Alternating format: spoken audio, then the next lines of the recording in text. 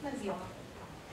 S-au spus deja atât de multe încât introducerea nu-și mai are sensul, așa că trec direct în subiect. Sigur, spunem da regionalizării și argumentăm opțiunea în cele ce voi prezenta în continuare. Știm că în prezent 98% din totalul fondurilor europene este gestionat la nivel central de puterea de la București, capitala având cuvântul final în ce privește aprobarea proiectelor finanțate pe axele de finanțare.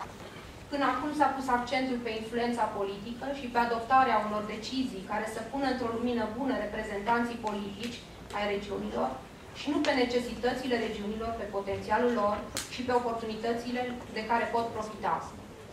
Cred că în momentul de față putem schimba acest lucru. Contextul este unul favorabil, iar avantajele regionalizării sunt cât se poate de clare și evidente. Ce avem de făcut, în opinia mea, este să trecem de la vorbe la fapte, de la dorințe la acțiune.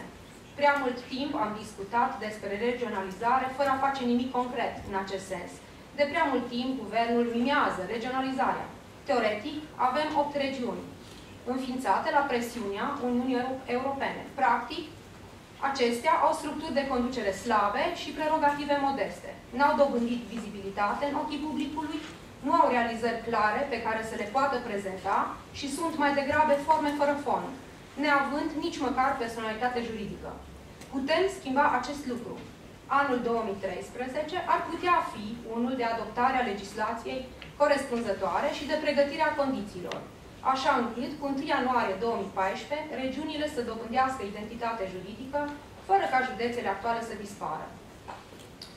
Regionalizarea nu este un concept inventat nici de maghiari, nici de separatiști sau de cei care vor autonomie teritorială. Au fost prezentate aici modele de succes și eu m-am raportat tot la modelul Polonia, dar mai am un exemplu în plus, și anume cel al regiunii Tirolul de Sud, Alto Adige din Italia. Ambele sunt încurajatoare pentru o politică îndrăzneață, autentic europeană, în direcția propusă de noi, pentru transformarea actualelor regiuni de dezvoltare în unități administrativ-teritoriale cu prerogative sporite și capacitate reală de acțiune. Trebuie să manifestăm deschidere despre aceste modele, să le armonizăm cu specificul nostru cultural și să fim mai pragmatici în a demara pași în direcția adoptării lor. Iar dacă Banatul este oarecum privilegiat, fiind mai dezvoltat în raport cu restul țării și având o contribuție mare la PIB-ul României, prin regionalizare am putea ajuta la dezvoltarea celorlalte zone aparent fără resurse, stimulându-le potențialul și alocând fonduri pentru materializarea lui. Credeți că sunt optimistă? Vă mulțumesc!